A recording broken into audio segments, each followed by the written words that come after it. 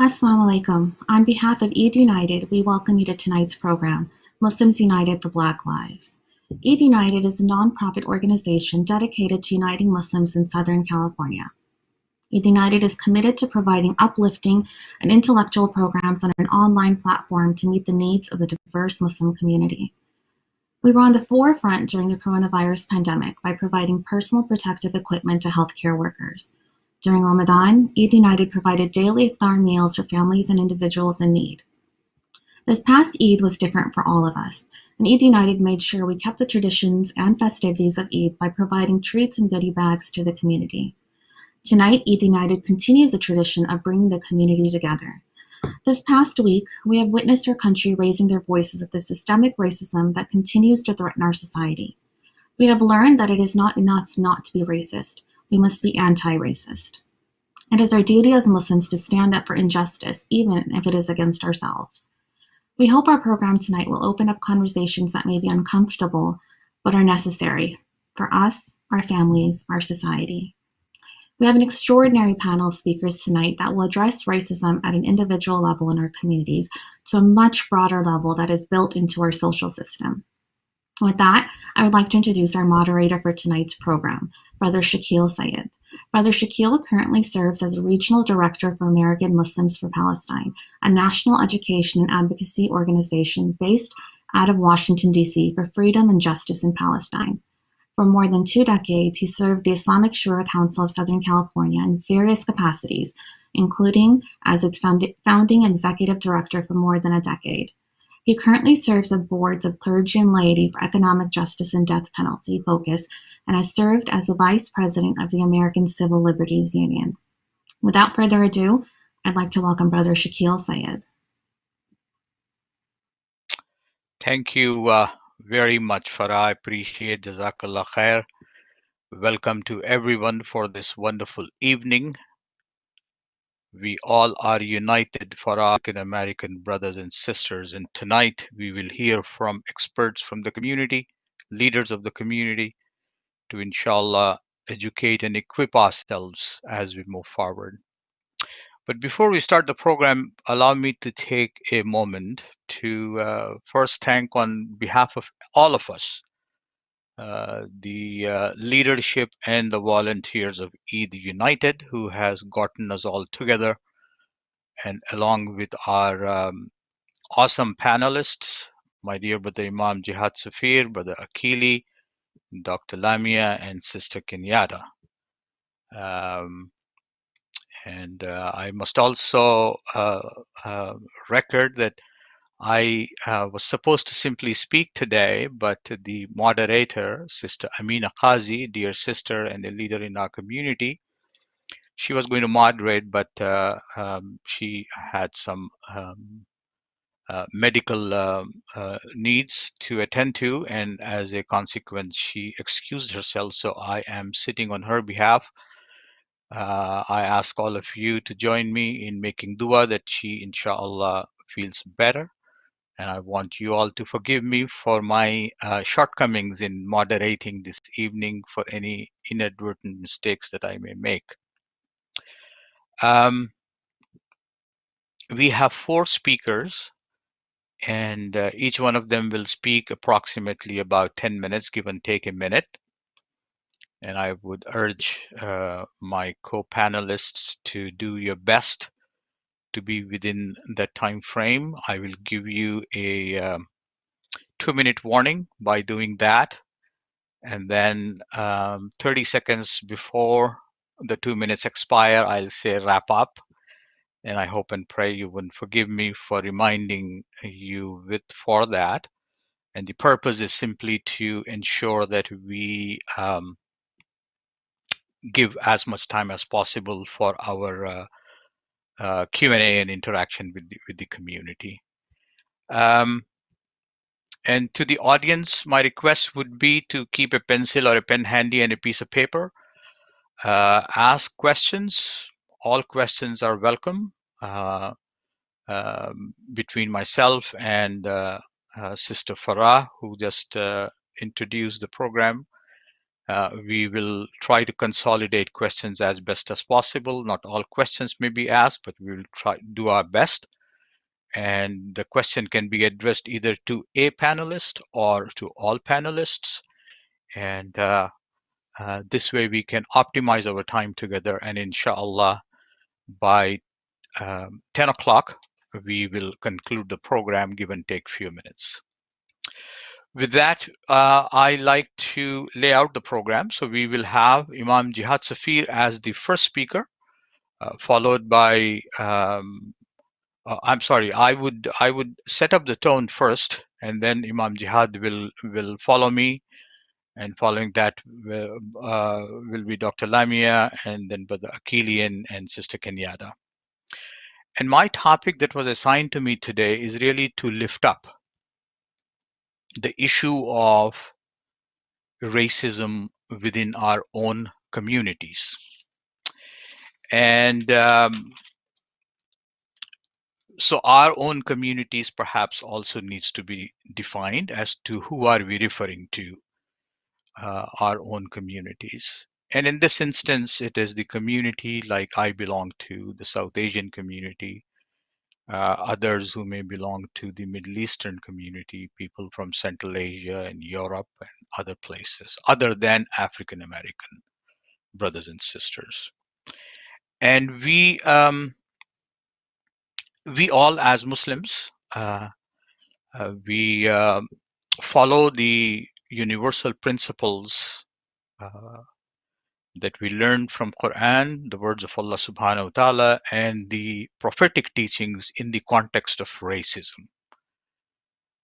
In the Quranic context, we all know, and we have heard this many a times, we have read this of Surah Al-Hujarat, chapter 49 and verse 13, in which we are reminded that Allah subhanahu wa ta'ala, God the Almighty, the most merciful, has created all of us from a male and a female in order to get to know one another, لِتَعَارَفُوا, to know one another. In parenthesis, implicitly implied, not to hate each other. And that's the intent. In nations and tribes, we all are different, languages, colors, ethnicities, and so on and so forth. But the purpose is to get to know one another.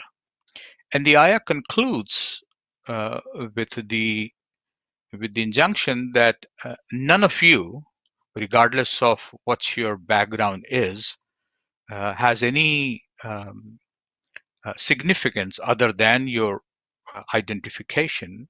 But what is significant is what you actually do. Inna akramakum indallahi yatqakum. Those who are righteous, those who are good doers, those who are pious, those who are helpful and beneficial to others, and not otherwise. And that's the Quranic injunction. So my race, my ethnicity, my lineage, my social status means nothing. Zero, zilch. That's my Quranic principle that I am supposed to strive toward in making the most. And the second principle that we learn from the life of Prophet Sallallahu Alaihi Wasallam, particularly among many things, but particularly his last sermon or last message to the Muslim people in his Khutbat al-Hajj from the Mount Arafat. And he said several things, but one particular thing related to the context of racism is that Arab or non-Arab, they are neither superior or inferior to each other, or a white or a black, superior or inferior to each other. And then he concludes, except by their deeds. in fact, same extension or same principle extended from the Quran. So my ethnicity, my lineage has no relevance to me. What matters is actually what I am doing. If I am beneficial to others, then I am fulfilling my full potential as a believer in the Islamic tradition. That said, the question posed to us in this instance is, has there been or is there racism within our own communities? I like us to first make the distinction between one being a racist and two being a member of the community or a society in which racism exists.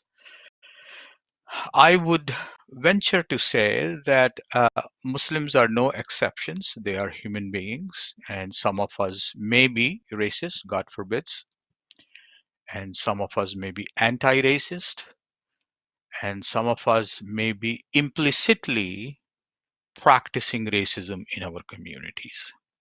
So, how do we find out if and whether or not we have racism in our communities?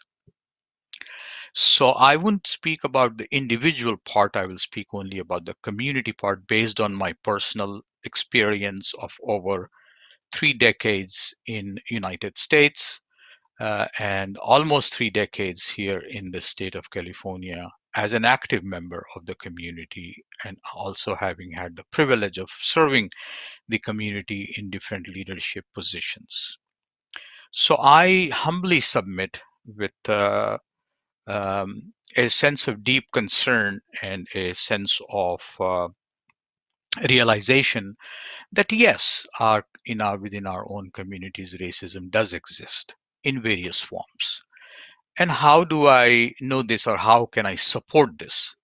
So I'll give you several examples that tells me that implicitly, not necessarily intentionally, not necessarily by design, although that also happens, but by and large, at an institutional level, as a collective, Muslim collective in Southern California for sure, and that may be true in other places as well, that there seems to be some disparity between our interaction, our allocation of resources, our demeanor, our language, our interaction, and so on and so forth, does tell me that there is some level of racism. So, some that comes to mind is, for example, if we look at the Muslim relief agencies in the community, collectively throughout the country, each year they collect approximately $250 plus million dollars. And if you look at the allocation of those resources, a very small percentage of that resource is extended to support and help our African American brothers in community or any other people of color within the Muslim community in United States. Now, I take that as either indifference or something else. But nevertheless, you see that there is a disparity between the sharing of resources for needy, deserving, well-deserving folks outside the country, and then inside. The second, we see that even in the recent context, for example, after the tragedy that unfolded about Brother George Floyd in Los Angeles, we have several kinds of press conferences of community organizations and also law enforcement. So I'll give you an example. This may be very innocent and inadvertent. So um, uh, a group, and I will prefer not to take the names, but a group from Southern California of my ethnic origin of South Asian community attends a press conference with the sheriff department in Los Angeles and condemns the response to the brutality of the police in this country by criticizing the protesters, 98%, 99% of whom were peaceful ones, without any reference whatsoever about the plight and the persecution and the subjugation and the demonization and the dehumanization of the African American brothers and sisters. Um, I am more inclined to think that it is not even in the psyche and the vocabulary of the person at that moment to speak in support of the sheriff of Los Angeles Sheriff Department, who has historically abused African American um, people who are incarcerated. I am an eyewitness to that as a volunteer chaplain in the sheriff county jail of the Los Angeles Sheriff. So you don't see you do see these obvious signs whereby people are either oblivious or indifferent, or a combination, both or more than that, which is implicit bias and um, implicit racism. Then you also see many of our community organizations have been historically in quote unquote close, intimate partnership with the law enforcement agencies, the very agencies who have been uh, by design racist toward the people of color in general and African American folks in particular.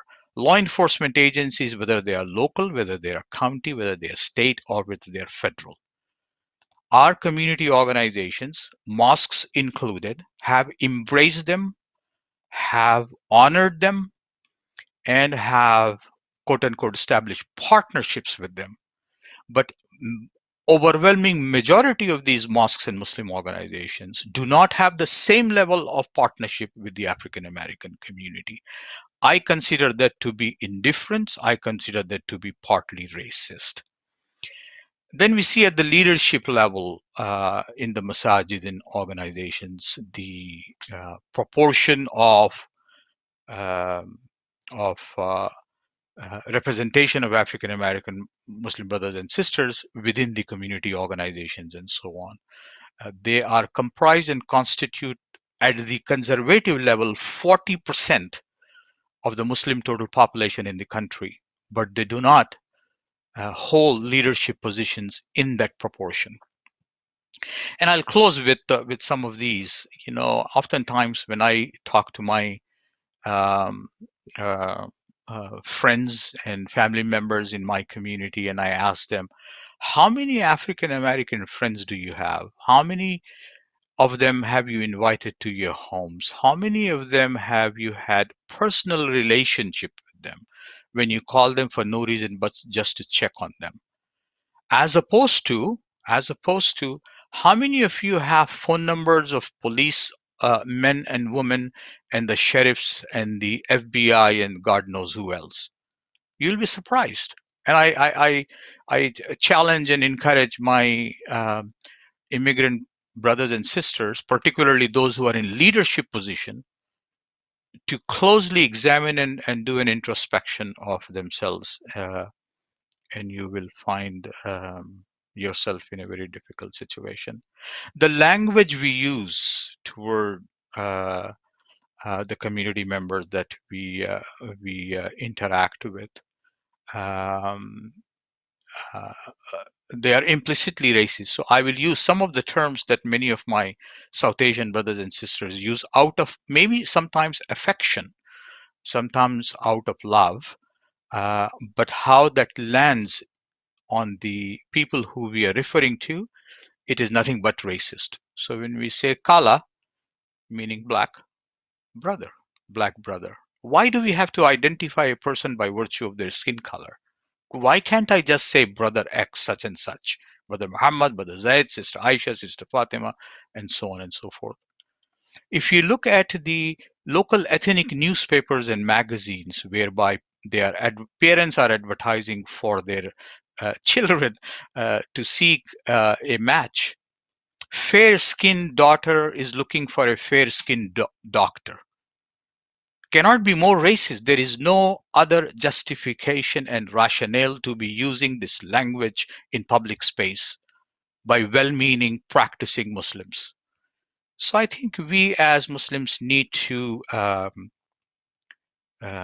very sincerely look within, recognize and acknowledge, and not live in denial. Ask Allah to forgive us. Use this tragic moment to reform ourselves, our inner self, and our outer behavior, and resist the temptations wherever, whenever possible, to ally ourselves with those who are marginalized, who are oppressed, and who are subjugated and demonized over centuries, not from last 9 days, and not feel good about having relationships and partnerships with the very people and the very agencies who are persecuting our brothers and sisters.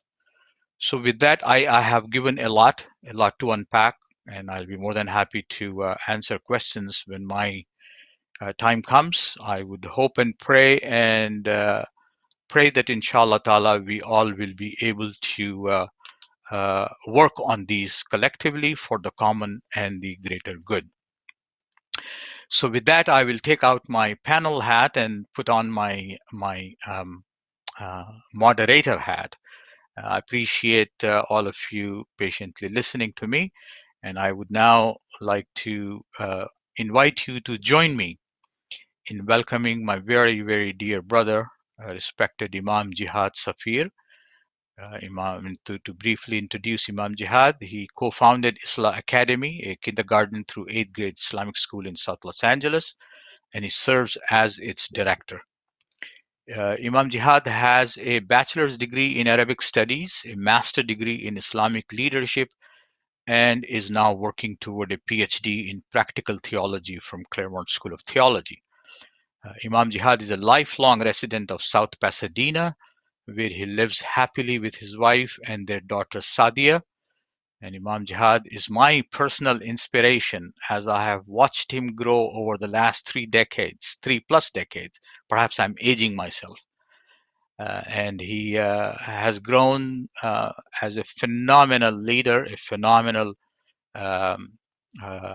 theologian under the tutelage of my mentor and his beloved father, Imam Sadiq Safir. So please join me in welcoming Imam Jihad Safir, who will talk to us about the systematic oppression that exists in our country. Assalamu alaikum. Imam Jihad is. Okay. أعوذ بالله من الشيطان الرجيم بسم الله الرحمن الرحيم الحمد لله رب العالمين والصلاة والسلام على خير المرسلين محمد وعلى آله وصحبه أجمعين أما بعد رب اشرح لي صدري ويسر لي أمري واحلل عقدة من لساني يفقهوا قولي. Assalamu alaikum wa rahmatullahi wa barakatuh. I thank you, Brother Shaquille. Alhamdulillah, I've definitely benefited from your wisdom, and it's a true honor to be on this program with you. And of course, you're one of my mentors. I've watched you since I was young, and I had no thoughts of being an imam or working in the community within this capacity. But alhamdulillah, perhaps being around from my father to those who are around him, including yourself, perhaps this was the motivation watching you all. Alhamdulillah. So just to begin, if we look at the despicable treatment that one group of human beings have inflicted on others because of their race, the color of the skin, the tribe or ethnicity, their place of origin, their social status, we would truly realize that Shaitan has influenced the hearts, right? So of course, the origin of the matter, when we think about racism, أَنَا خَيْرٌ مِّنْهُ خَلَقْتَنِي مِن نَارٍ وَخَلَقْتَهُ مِن طِينٍ. So Allah mentions the statement of Iblis, I am better than him, right? You created me from fire. You created me from fire. In other words, you created me a certain skin tone. You created me from a certain social status. I'm better than him. You created me from a certain race. I'm better than him. You created me. I was born in a certain place. I'm better than him. I'm better than her. And you created him.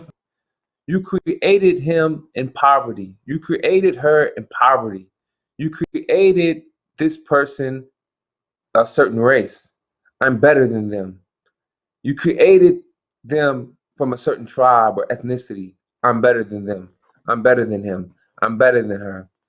So Allah subhanahu wa ta'ala lays it out, makes it clear how shaitan is our enemy for life. And as Allah subhanahu wa ta'ala mentions, inna shaitana yanzaghu baynahum, right? That shaitan, indeed, he sows disagreements among them. He sows discord amongst them. And shaitan, the whispering to the heart, which has us looking at one another, looking down upon one another. And this is following the sunnah of shaitan as being a racist.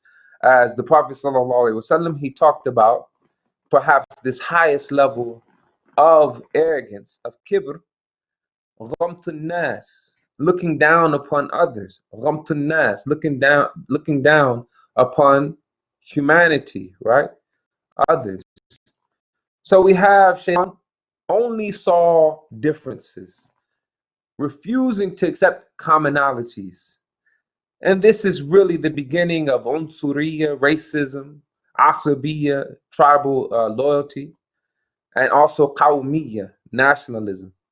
So what we find here, what we are living amidst, is racism as being systemic. So racism in America is systemic, it's systematic, right? And as we know that the Prophet sallallahu alaihi wasallam in his description of shaitan, inna shaitana yajri min al-insani majra dam, that he mentions indeed shaitan flows through the human being like the flowing of blood. Shaitan runs through the blood of the education institution. Shaitan runs through the blood of the political institution. Shaitan runs through the blood of the financial system. Shaitan runs through the blood of even the food system. This is systemic racism. When racism is embedded in the culture, it's embedded in the structures. Because racism for this country was founded off of racial oppression. Let's be honest, let's be real about this. Is that if we look at in 1787, 55 white men met in Philadelphia to create the US Constitution. All were of European origin, and about 40% of these individuals were slave owners. And the Constitution itself included articles counting those who were enslaved as 3/5 of human beings, 3/5 of a person, right? So there's a lack of recognition here to recognize Black people, their full humanity, to accept them as full human beings, right? So you have racial violence and oppression was rationalized by teaching that Black people were not full human beings of this country. This is oppression in its fullest form. And we have to look at the reality of this is that the first 80% of this country's history, there was slavery or segregation. Let me say this again. The first 90% of this country's history, there was slavery or segregation. That means 350 years of slavery or segregation, right? In the remainder of those years, you have de facto segregation, where slavery and legal segregation were no longer written on the books in regards to law, were no longer in the law, but they were in the culture. So segregation really never ended. And you could look at the reality of the school system within the inner city and you compare it to the school system in suburban America. So I want that to really soak in our minds. 350 years of slavery or segregation, right? 250 years of slavery itself, 100 years segregation, right? And then the remainder of the years there has been a de facto segregation. Segregation and racism now embedded within the institutions. So today I argue that Black people are not completely free, right? There are places all around America that if one Black man goes there with the hoodie on, they're going to call the police on him. That's not completely free. The space is still controlled.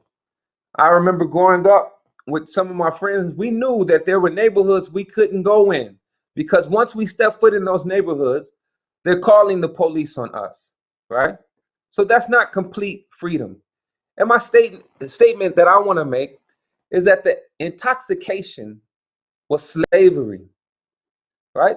The alcohol was slavery. The intoxication was slavery. And America is still hung over. The intoxication was slavery, Jim Crow, segregation, and America still hung over. And I want to give an example before closing. Is that victims of racial exclusion, right? African Americans being victims of racial exclusion. Giving you an example of what it means when racism is systemic. So under the Federal Homestead Act that passed in 1860, the US government provided about 246 million acres of land. And this land was distributed to majority white families, right? Many of the Black families were excluded from receiving. So many white families today are affluent because of these past giveaways, And you have 250 years of stolen labor worth 37 trillion, right? And many monarchies are still rich because of slavery. Aetna, J.P. Morgan, New York Life, Brook Brothers, still rich because of slavery. So they were able to keep money that they have made from slavery, and it went through generations, right? It was inherited by generations. But why can't we, if money from slavery has been passed through generations, what about a mentality? What about the psychological impact of slavery that has been passed through generations? So in closing, for generations, a majority of whites have inherited significant social capital, right? Significant social capital and resources, social networks, the transmission of racial privilege, transmission of resources and inequality. For Black people, African Americans have been given racially structured institutions, the banks, racialized system in regards to the banks, right? Loans, they redlining, African American not having access to certain loans. But right all throughout the community, African American community, predatory lenders. So you have these places where they allow people to borrow money, right? And people are living paycheck to paycheck, and the amount of interest that they pay is unbelievable, right? They have jobs, they're surrounded by jobs that exploit workers, African American workers, schools that perpetuate racial ideology, political institutions that protect and extend racial oppression, right? So African Americans have been the target of racial oppression for 350 years when it was slavery and legal segregation, and the remaining 50 years have been a de facto segregation and slavery with the prison system. We close, Allah subhanahu wa ta'ala mentions, وَلَقَدْ جَاءَكُمْ مُوسَى بِالْبَيِّنَاتِ ثُمَّ اتَّخَذْتُمُ الْعِجْلَ مِنْ بَعْدِهِ فَأَنْتُمْ ظَالِمُونَ. And Musa had certainly brought you clear proofs. Then you took the calf while you were wrongdoers. Allah subhanahu wa ta'ala has brought us clear proofs. People who have been filmed being killed, shot down in cold blood, murdered. Ahmaud Arbery, then George, right? It's clear to us. It should be very clear to us. And the next thing is that the Prophet ﷺ, he said, indeed, whenever a group of people see an evil and they do not change it, it is likely that Allah will cover them with punishment. It's our time to stand up. I'm very confident in the Muslim community that we're going to stand up and be on the right side. We have a small window, and this is the window that we have to make sure that we take advantage of, full advantage of. This window may close. We have an opportunity to change what is outside of our community. But not only that, the biggest opportunity we have here is to change the hearts, our own hearts as individuals, and our own collective heart. We have an opportunity to rid our masjids, our masajid of racism, so that we stand up and become the model community that Allah subhanahu wa ta'ala set us out there to be, so we can change outside. But first we have to become those models. And let's get to it. Let's take advantage of this window of time that's going to close. Let's make history and change our hearts. It's time to rid our communities of racism. May Allah bless us. Allahumma ameen. Jazakumullah khairan, Imam Jihad. Powerful words, a lot to unpack. I like the analogy that you used of the hangover of slavery. I like you to think through. I'm going to ask you this question. What is the 12-point recovery program for America from that hangover, painful hangover, tragic hangover? Jazakallah khair. May Allah bless you for your wonderful thoughts and reminders. Inshallah, that will help us navigate our time ahead. The next speaker that I am going to invite is Dr. Lamia Al-Sadiq.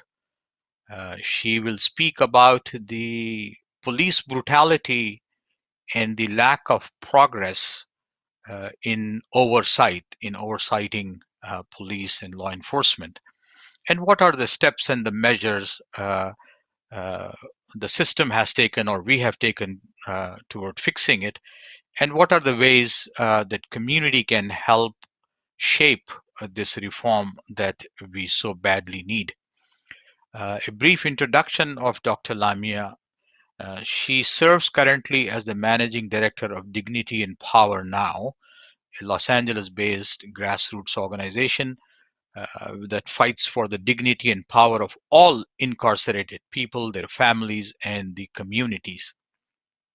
Dr. Lamia comes to social justice nonprofit sector after leading several large for-profit companies and has worked in different parts of the world, including Africa, Europe, Australia, Middle East, and other places.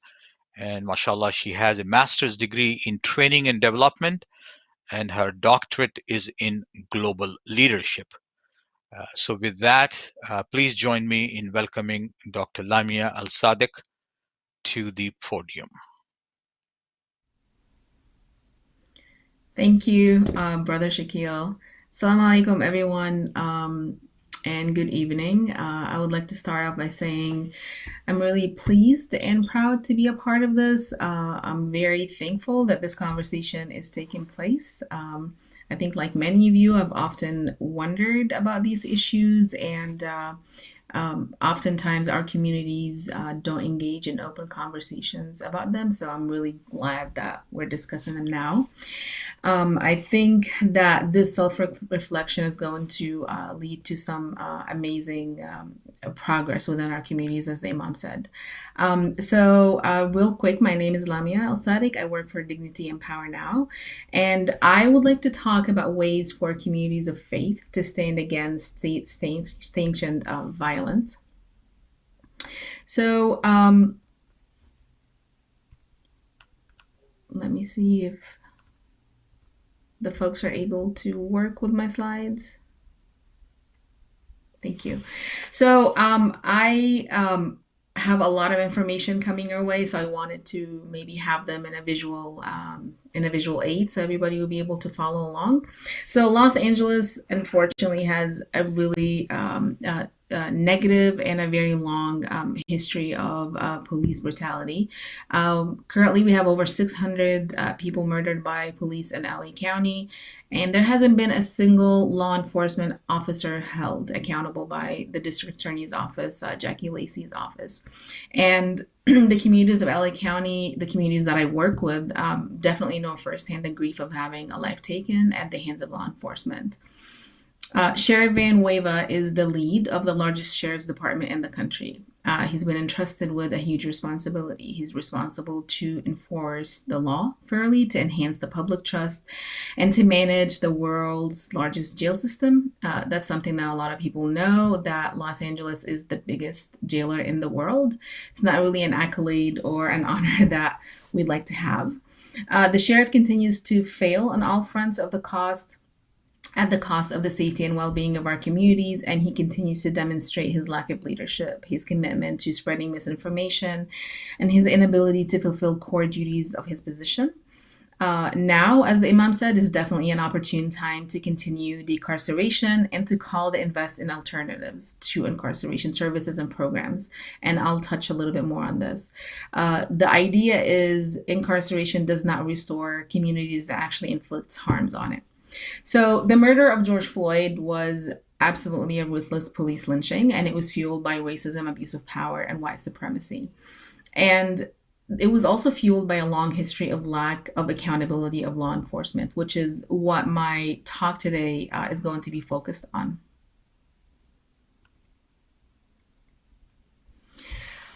Just real quick, a couple of the action items we've been working on. A few years ago, Dignity and Power Now called for the establishment of a civilian oversight commission with some of our grassroots partners. And as you know, I'm sure you've heard, and maybe you've also thought, there's really very little in the ways of a system of holding the sheriff and law enforcement accountable. And we thought one of the ways that we can do that is to actually establish a commission for it. And it was established in 2016. It has 9 commissioners, but unfortunately, half of those commissioners are from the sheriff department, whereas the rest is civilians. So right away, you can tell that there's a conflict of interest discussing infractions and violations by the sheriff department when you have folks from the department on the commission. Right now, we're actually involved in a class action suit against Los Angeles County and the Sheriff's Department for being criminally negligent and for failing to protect incarcerated people during the age of COVID-19.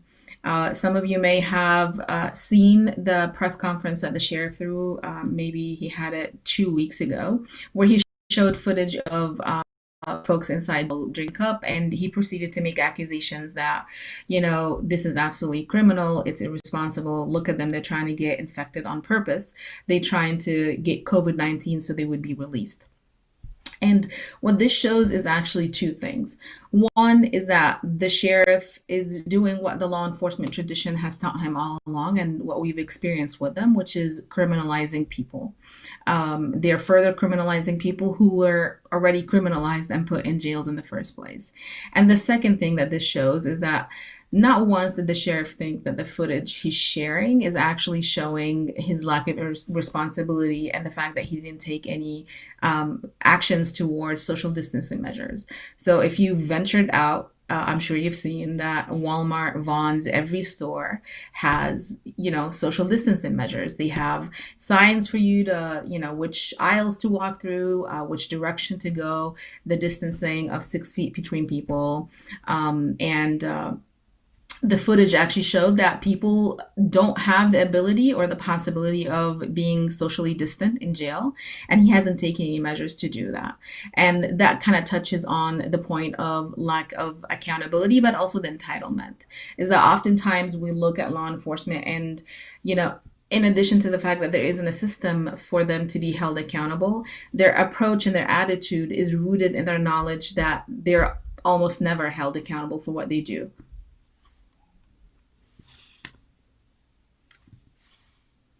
Most currently, in the last week or so, the sheriff earlier this week they deployed tear gas, they deployed rubber bullets and batons to brutalize unarmed protesters. And then they went on to accuse a lot of the protesters that they were looters. I'm sure you've noticed earlier in the week, the media has definitely participated in this, where it was the rhetoric was, we're okay with a protest, but does it really have to be this bad? Can't you wait until November? And what many people have been doing is taking videos, and when those videos came out, we started realizing that, and people, what we've known all along is that the sheriff's attacks on free speech were not a response to violent protests. These were peaceful protests, and they were unprovoked, and they were attacking peaceful protesters. And now, thanks to legal pressures from groups like ACLU, Black Lives Matter, Us, Dignity and Power Now, Justice LA, and the collective organizing efforts, the sheriff is backing down from the racist curfew. Now, why am I calling this a racist curfew? The curfew has not really helped with the looting. If you recall the first few days of the looting, majority of it was happening after hours. Majority of it was happening after protesters have actually went home for the day. And the curfew was used primarily as a way of just picking up a lot of people, mainly people of color, who were out buying groceries, food, feminine hygiene, as some of the cases we found out. And to date, they have over 1,000 people in custody. So once again, it was another tool to criminalize our communities. So one of the things I'd like to share with you is ways or action items for how communities of faith can stand and work with communities who have been impacted by state-sanctioned violence, specifically at the hands of law enforcement. So several action items I'm going to propose, and I know the speakers who'll speak later on will definitely shed a lot of light on other action items. The ones that I'm going to mention here are more specifically related to policy and accountability. So the first is I strongly encourage that you join a Civilian Oversight Commission call. And this commission is doing oversight of the Sheriff Department, and that's absolutely critical. The commission that has been in effect for a few years did not have subpoena power.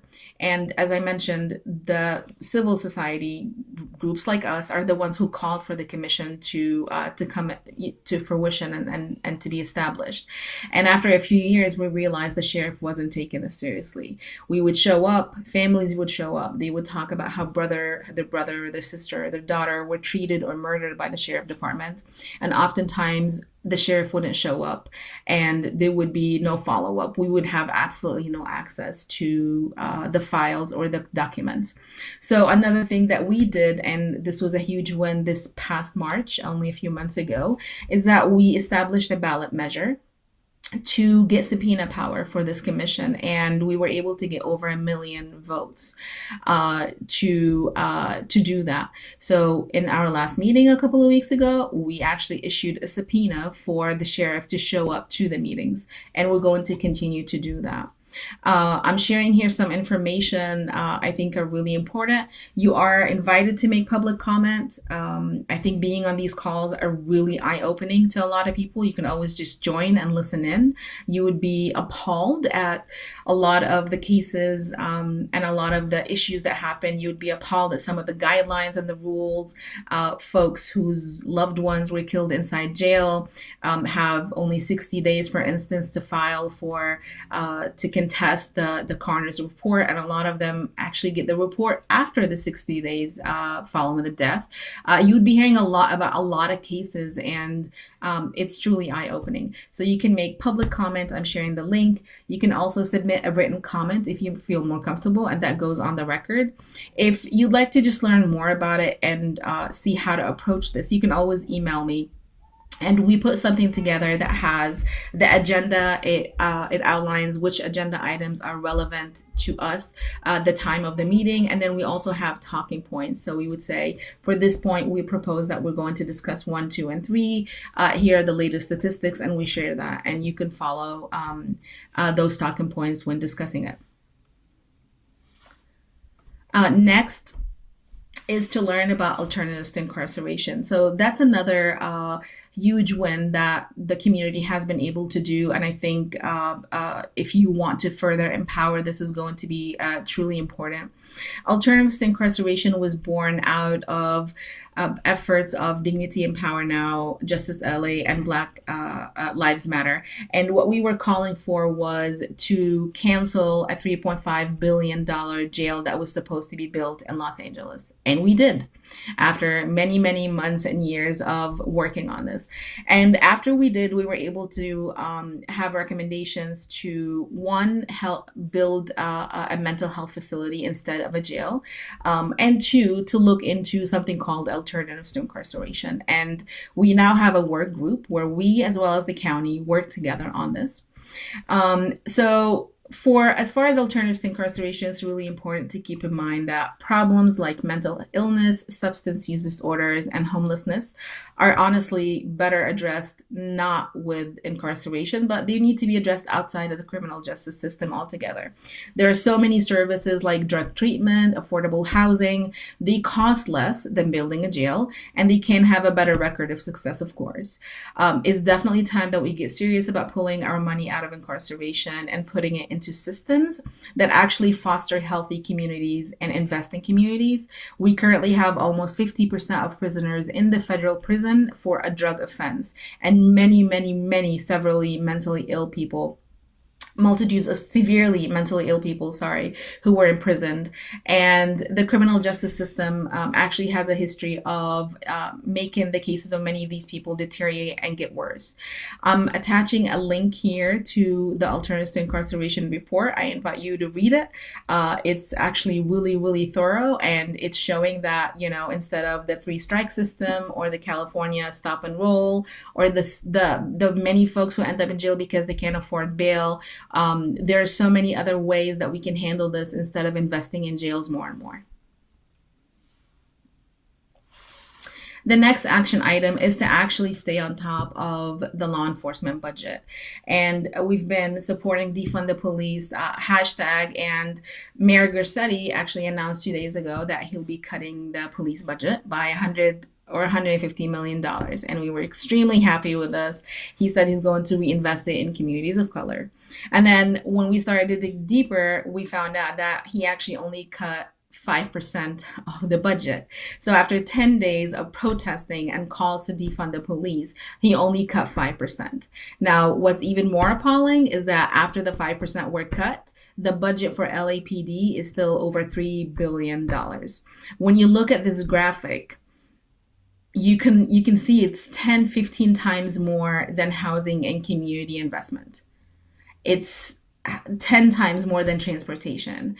All the way at the top, if you look at emergency management, I don't even know how much is in that budget. It's almost, you can't even see it because it's so little. And that's really ironic. It came out and has been updated, and even after COVID-19, emergency management hasn't been pumped up. They haven't added any money into that budget.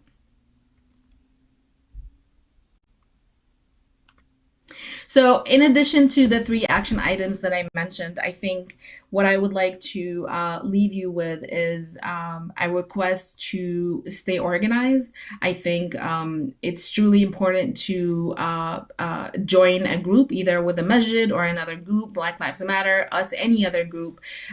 Stay on top of what's happening. If you choose to go out and protest, make sure that you have contacts for a lawyer, make sure that you know your rights. Just stay on top of it. I'm sharing here the last slide, and these are the demands that we shared as Black Lives Matter for this week. And you can tell that we wanted to consolidate our demands and requests for each day, and I expect that we're going to roll out more for the weekend and for next week. So for Monday, we demanded the rights of protesters to be respected. For Tuesday, we demanded a divestment from police and investment in Black communities. I think Mayor Garcetti thought he was responding to this demand. Unfortunately, he truly failed. On Wednesday, we demanded immediate relief for our communities. On Thursday, we demanded community control. And on Friday, we demanded end to the war against Black people. I can tell you that from the work that we've been doing, that this is truly a pivotal moment. It's something that is the result of, as the Imam said, and as Brother Shakil said, many decades, hundreds of years of a very long and a very dark history of lack of accountability for law enforcement, lack of accountability for politicians, but at the same time, sometimes it's complacency and maybe a passive approach from the community. So definitely call people up, check on people. A lot of people are reaching out to us. We're supporting the community with some support services for trauma. We're offering therapists. We're offering a lot of support to help with the pressure that a lot of people are feeling. Keep in mind, a lot of people are still going through the COVID and the pandemic moment and all it means. We're being contacted by people who are telling us, I'm literally on my last meal, but I'm out on the street. I can't turn my mind off. This is really important for me and for my future kids to be a part of. So just realize the impact and the magnitude of this moment. And hopefully, we're going to use this moment to get us to a better spot or a better place. Thank you. Thank you very much, Dr. Lamia. May Allah bless you and keep you and your family healthy and safe. I personally would like to extend my sincere gratitude and thanks to you for the extraordinary work DPN does in LA, and particularly for tonight for taking the time out with the family at home. And I understand you have young children. If you can't stay, please do hang out. If not, then we totally understand, but would love to have you, because I personally have several questions also to ask. But moving forward, we would now hear, inshallah, from our dear brother Greg Akili, affectionately known as Brother Akili, who will speak about the work of the Black Lives Matter Los Angeles, what they have been doing and how they have organized the entire city and the nation, in fact. A brief introduction of Brother Akili. He's a lifelong community organizer and political leader in LA and beyond, and he has dedicated his entire life to social and racial justice.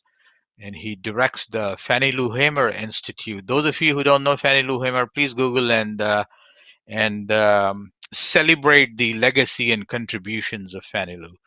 And he's an organizer with Black Lives Matter of Los Angeles, and also he serves the LA Black Workers Center as a senior advisor. And he has been always been involved with organized labor and served the campaigns for John Kerry and Barack Obama.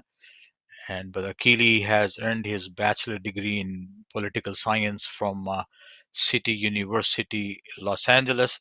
And there's a long bio, but obviously for the brevity of time, I apologize to you, Brother Akili, for giving a brief bio rather than a full bio. So please join me in welcoming Brother Akili. Floor is all yours, my brother. All right. Assalamu alaikum.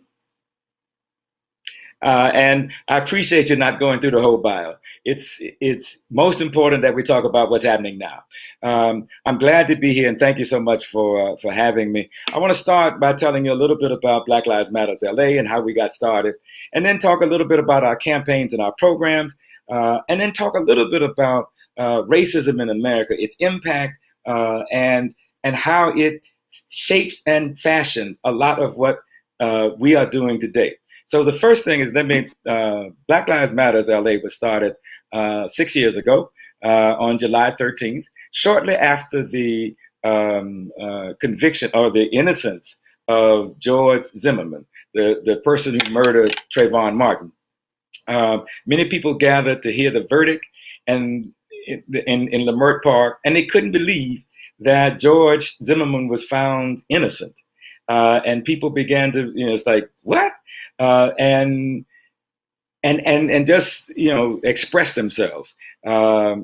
We started meetings shortly after that on Sundays, and right after Trayvon Martin is Mike Brown in Missouri, in Ferguson.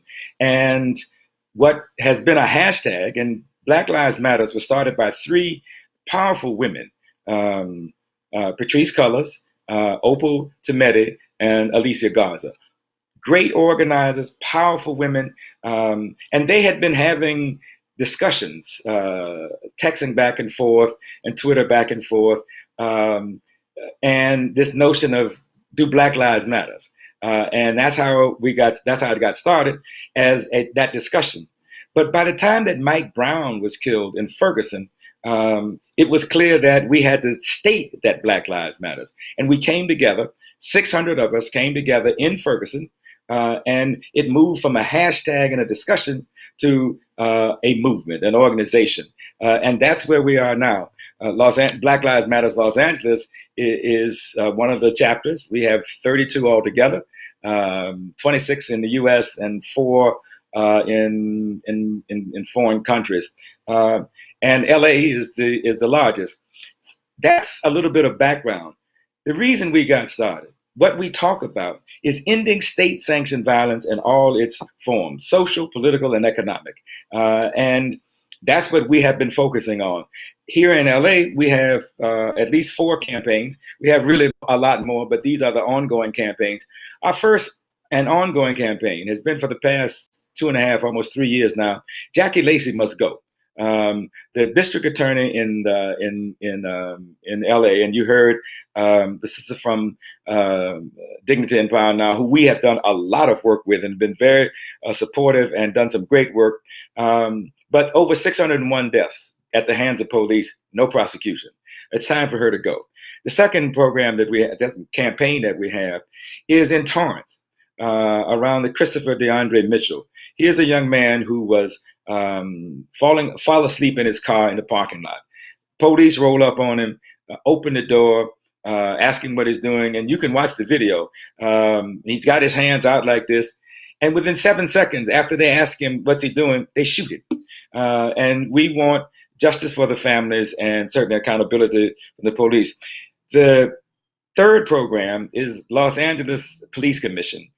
We go to the police commission every Tuesday to challenge them, to hold them accountable, and to confront many of the decisions that they make or sometimes don't make.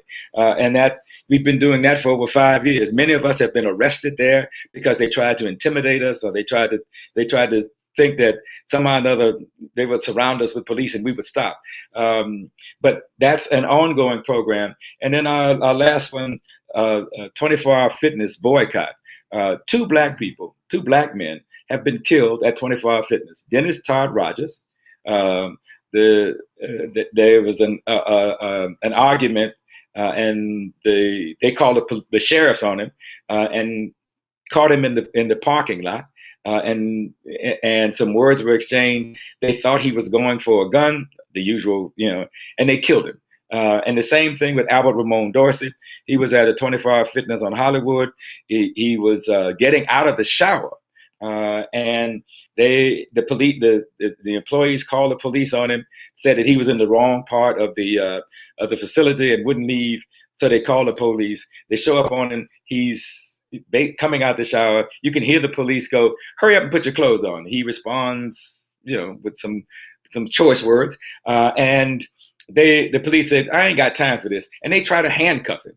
And you can see the police reaching for his gun, and they kill him. So those are the 4 programs that are ongoing. We have some projects that we're working on. Right now, our biggest project is the people's budget and the defunding of police. And in the last 2 weeks, we have moved from a concept and an idea to a real people's movement. Every year for the past 5 years, BLM LA has challenged the budget and challenged the amount of money being spent on police. But this year, because the mayor tried to fast track the budget and put in an increase for police, we felt that we had to just really step it up. And we put together a coalition that Black Lives Matters LA leads, and it's with a number of groups. But we have been calling for the defunding of police, particularly since the police have, and if you live in LA or you live around LA, you saw the beating of the man in Boyle Heights by Officer Frank Hernandez.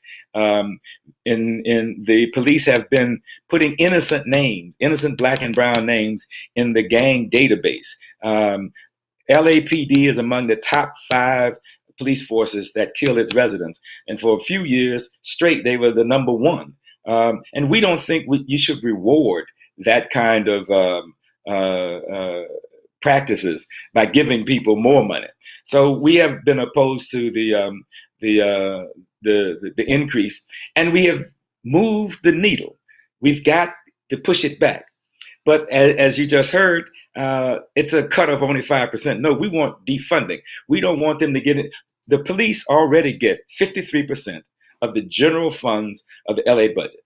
And they do that by constantly constantly advancing this notion that in South LA, there are gangs on every corner, every street, in every community, all the time.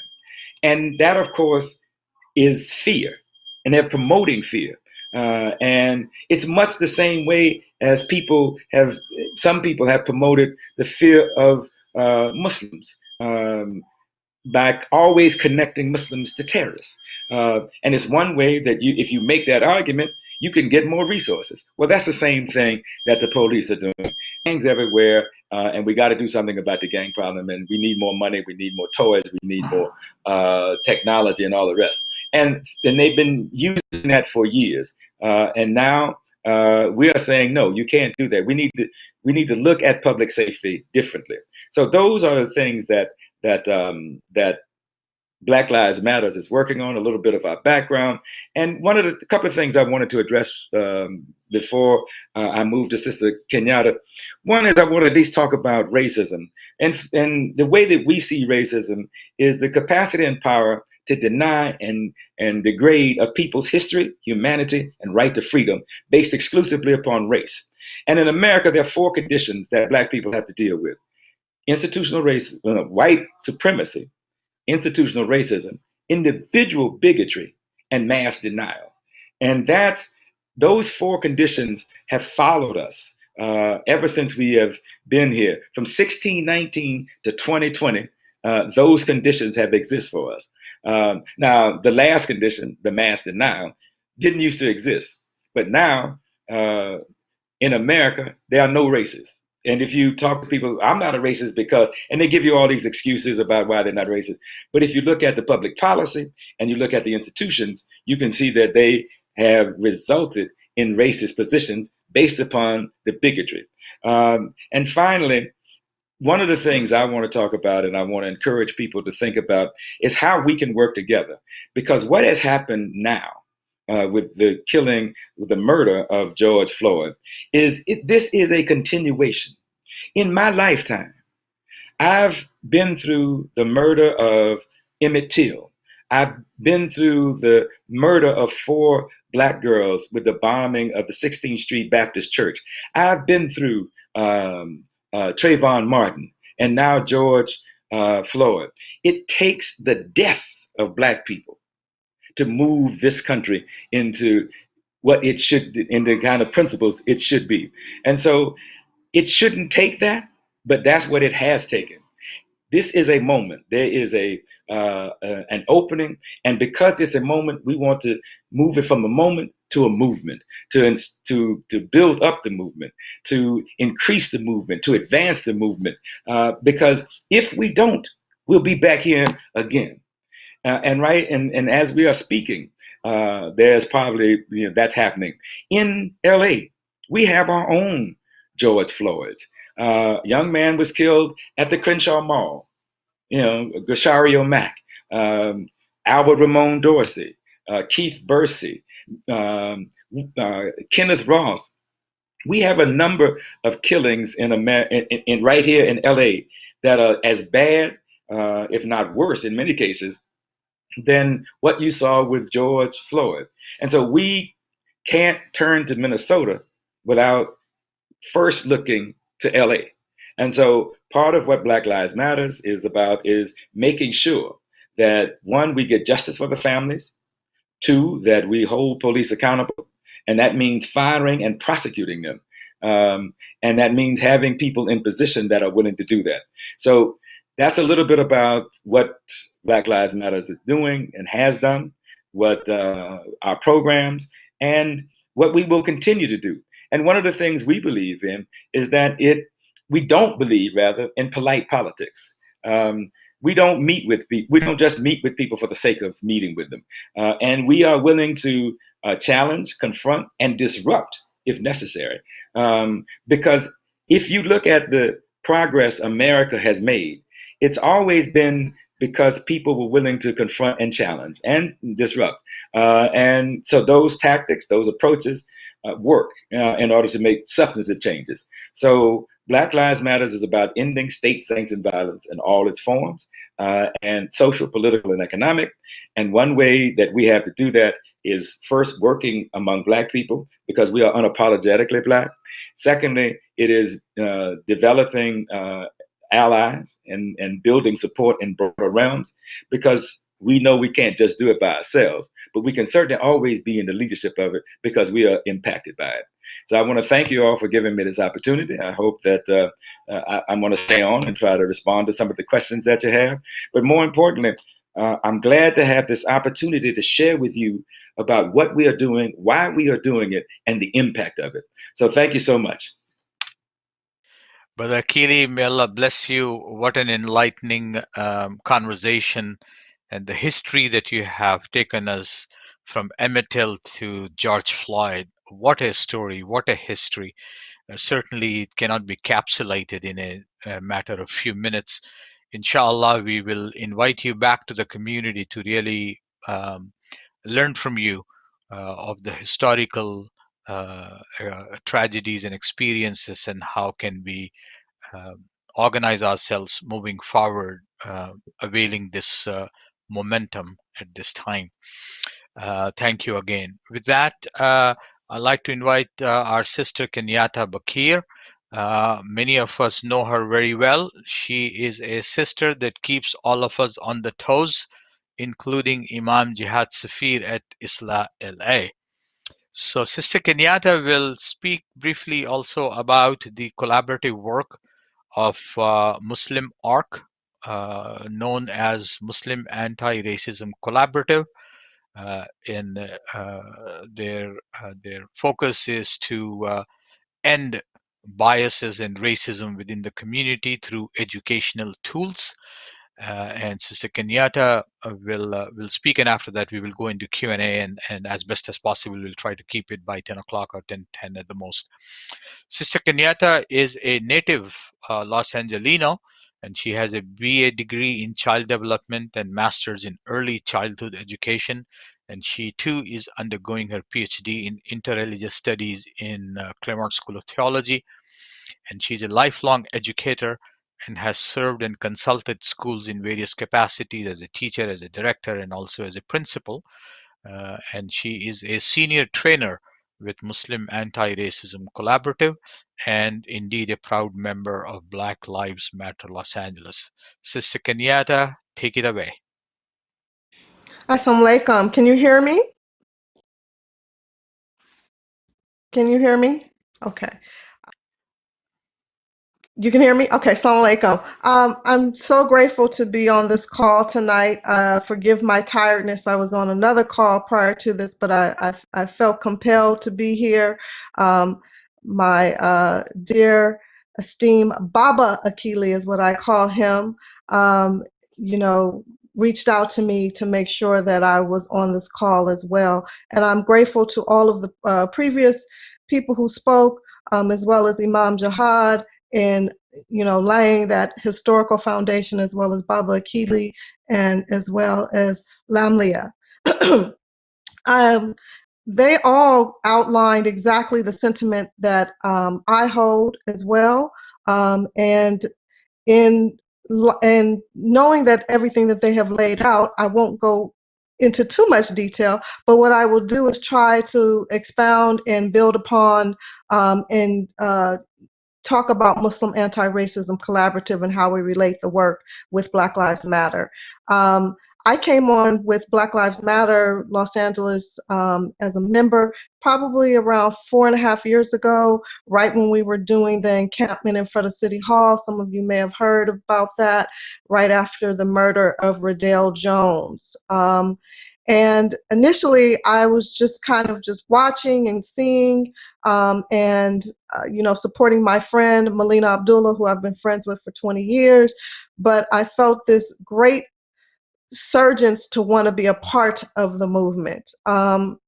My father is a civil rights activist, a former civil rights activist, and I've heard this my whole life, right? I was also arrested for a peaceful demonstration in 1992 after the Rodney King verdict. So if we kind of even look at historically, we see that it's been like a 27, 28 year difference. 65, 66 was the Watts riot. And then 92, we had the uprising in Los Angeles. And now, present day, we are here. And so I want to commend my comrades who are in the struggle and who were out there on the front lines these past 10 days. I'm immune compromised, I'm asthmatic, so I had to be behind the scenes. And I was just excited and elated to see and hear the resounding voices of folks, thousands and thousands of people chanting George Floyd's name. But as Baba Akili so eloquently and beautifully stated, we have our own George Floyds, right? And he mentioned many of them. And I can also add Waukesha Wilson, who was murdered in the county jail as well. So we know that people are even murdered in prison. And so with us talking about defunding the police, which we know is a $3.1 billion system, we also want to abolish prisons and the ICE system as well, and the immigration customs system. We know that those systems are put in place to continue to oppress our people as well. And even if you want to look at it from a perspective of being an abolitionist, as many of us on this call are, you can look at from the point of it's not very responsible to furlough so many city employees and then on the other hand fund another organization that is already receiving over half or 54% of the budget. That is just ridiculous, and that is just irresponsible. So even if you look at it from that position and that point. Also, what I want to do is connecting with Muslim Anti-Racism Collaborative, and why I joined them as a senior trainer and board member, is they continue to reach up and lift up the vision of liberation, right? And their liberation is discussing educating us. This organization was created, fortunately, to counteract all of these racist ideologies that we hold true. A lot of us walk around with this. I heard someone say earlier, well, I'm not, I was on another call last night that said, well, I'm not racist. Well, you may not think you're a racist, but you may be showing some racial tendency. You may be showing some microaggressive behavior. What do I mean by microaggressive? Microaggressive behavior are those little things that you hear people say to you, and you go, that didn't feel right. Why did they say that to me, right? It could be someone saying to you, well, you're fair-skinned and your sister is dark-skinned. How did that happen, right? Microaggressive behavior. Or, oh, I'm shocked that you went to college. I've heard this before, right? Or I'm shocked that both of your parents have college degrees. These are things that are microaggressive in behavior. So Muslim Arc does a really good job of laying out in webinar workshop form. Right when the pandemic had hit, we had scheduled a 2-day, 8-hour-a-day training. And alhamdulillah, our beloved Baba Akili was going to be a part of that in talking about the Black Lives Matter movement and teaching allies what to do in this movement.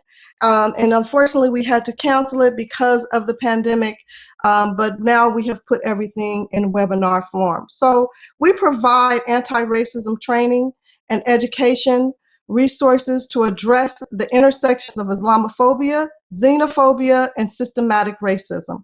We build capacity within Muslim communities for racial justice and train allied communities about the ways in which Americans who are the most racially diverse religious group are racialized.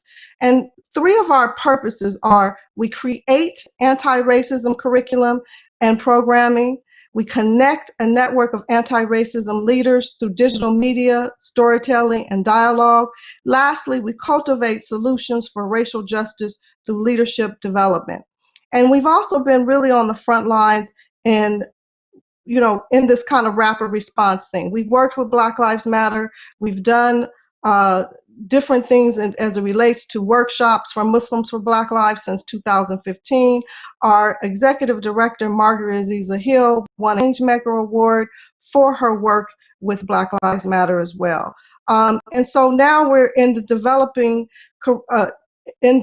curriculum in partnership with Inner City Muslim Action Network, which we know it as Iman, which is out of Chicago. And today there was a webinar that was talking about the corner store businesses. And we know traditionally corner store businesses are owned by immigrants from different backgrounds. It could be from Palestinian, Pakistan, all different backgrounds. And we discussed, how do we look at this implicit bias that happens? How do we look at the way that our people, Black folks, are treated and the anti-Blackness that occurs in this corner store? So we've created a curriculum to really uplift and support these folks in understanding how they need to stop being the way that they are, right? And we look at them, we talk to them in a way of reaching into themselves and looking at their implicit bias and discussing how to change their implicit bias.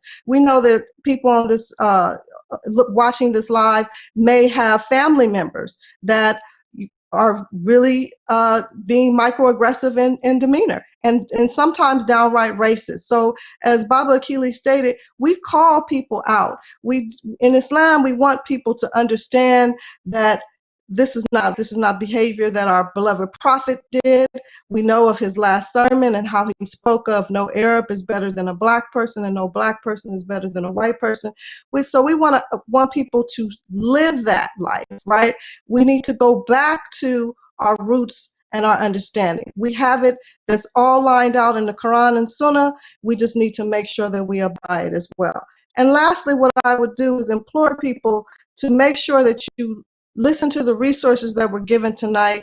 Go to Isla LA's website, go to Dignity and Power's website, go to Lives Matter Los Angeles website, go to muslimarc.org and their website, and find these resources and take them back to your communities and have those deep conversations. It's not going to happen overnight. There's going to be some pain in these conversations, but it's now that we have to really counteract white supremacy. And when we counteract supremacy, it will help all of us. And we know that white supremacy is seeping in many of our spaces. So we want to call it out for what it is. And lastly, I will end with the chant that we do in Black Lives Matter, and it's by Assata Shakur, who has been basically,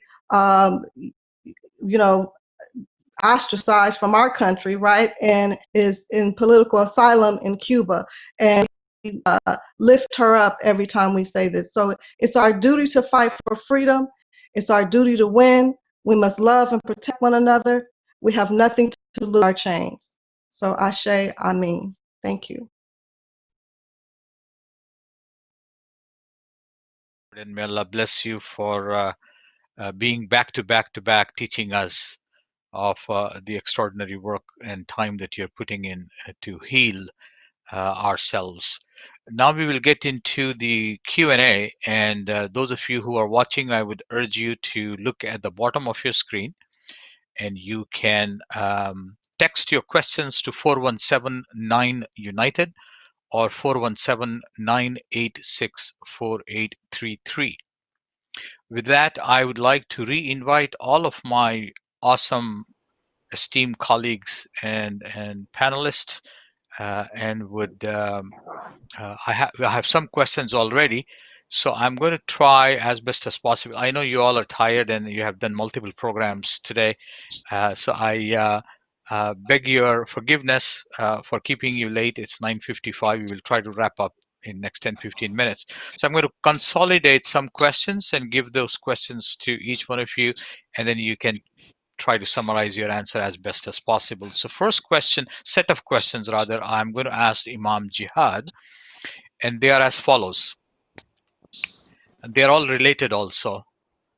So one piece of this is, how do you see that we can bridge the gap between the various Muslim communities and our African American community? So other words, suburbia versus inner city. That's one piece. And the second is, have you felt any discrimination from the community members? And if yes, how did you handle? And the third is, um, some people believe that African American Muslims face racism within the Muslim community, the larger Muslim community, when they're trying to find a spouse. A lot of families don't approve of their son-daughter marrying a Black Muslim. How should we address this challenge, and what advice do you have for those that feel that way? I hope you got that. So there's 3 questions, and you can summarize as best as possible. Wow. Thank you. Yeah, so that's a lot. We met because I'm, like you said, I was in a couple of events prior to this. So let's start with one, and then I'm going to be quick, and then we Okay. move on to the next one. So you said, Okay. what's the first one we should deal with? The first one is, how How do do we we bridge the gap? between the Yeah. Okay. I think right now is the opportunity. So we have we have those 6 points that we released to the community, and that's just the first phase of it. So I think it's important for us to right now look to African American leadership, not necessarily assume. Many of the non-African American organizations shouldn't assume that they know what's the African American community and what they need. So I think it's very important that right now, imams, this is the time for non-African American imams to exit perhaps their comfort zone and go visit that maybe masjid that may be down the street that's predominantly African American, and they never worked with them. Now it's time to work with them. Now it's time to plan a program with them.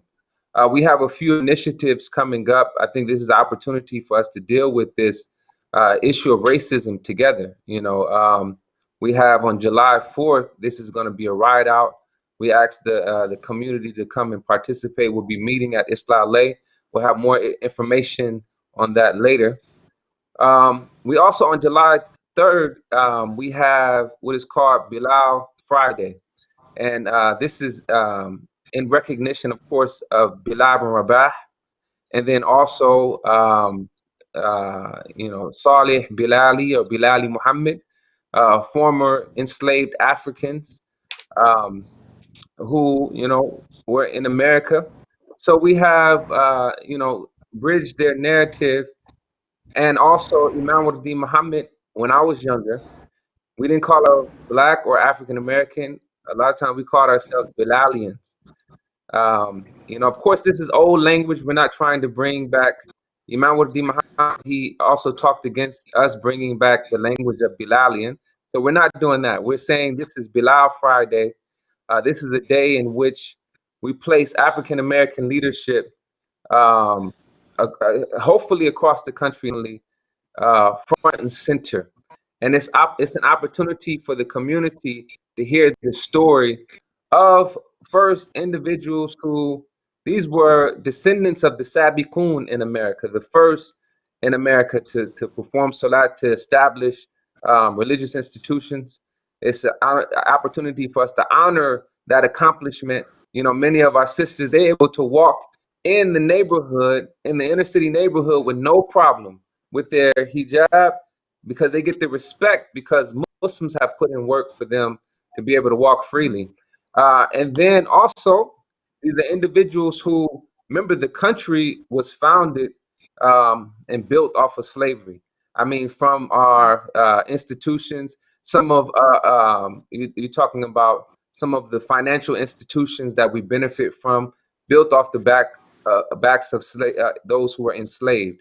The White House itself, really built from the blood, sweat, and tears of slaves. Many of the monuments that we celebrate built off of slaves. So this is an opportunity for us to honor the descendants of Africans on one day. And if we can come together and start working towards eradicating racism, like you mentioned about the marriage issue. The marriage issue is a touchy issue, and I think this is going to come naturally because I think that the young are going to begin to rebel against the parents, and I don't want to influence them to do that. In cases, too much. I'm seeing a lot of cases. This younger generation, they're different parents. My advice to the parents is that what did you expect? If you come here in an environment where you have other races, other ethnicities, you send your daughter and your son to schools with other races, other ethnicities. They work at jobs with other races, other ethnicities. What did you expect? If you don't want it to be as such, you need to make hijrah back home. So That's right. that would be my advice, and I think That's that right. is going to naturally take place. So That's right. the younger generation is I'm seeing them. They're talking, and what I don't want to happen, what I've seen, is that daughters become traumatized when their fathers begin to boycott them, when their mothers begin to boycott them. Yeah. This is Yeah. what we don't want to happen. I've seen this happen too much in the Muslim community because of the marriage issue. Right. Jazakallah khair. All excellent answers, and each question probably requires a seminar also.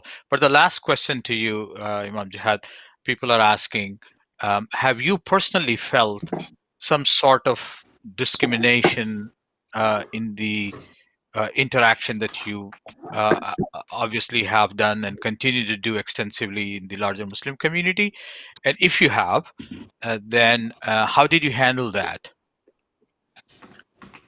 So let me plug this. Let me plug my okay. Headphone. Sure. I'll be honest.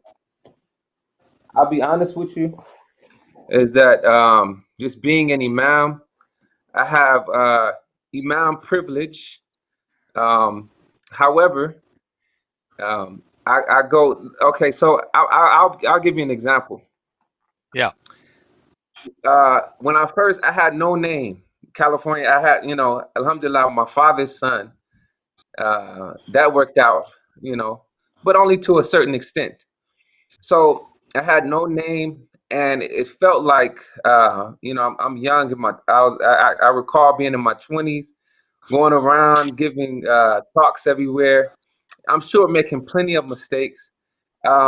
People sitting on the edges of their seats, listening to my Arabic, listening to this, and that. I remember, people come up, they want to correct me on something, and what I learned is that these are wrong corrections, and you end up having to correct people back. So there's a tendency in the Muslim community to always want to correct instead of just getting to know someone, right? And now it's like, hey, you don't even know me. Why correct me before before you get to know me? So I think that should be the push. That should be the movement, that we get to know each other, get my story, and I've heard so many times where people go into the masjid and they're performing their salah. Someone comes and moves their scarf, and no, that's no longer acceptable.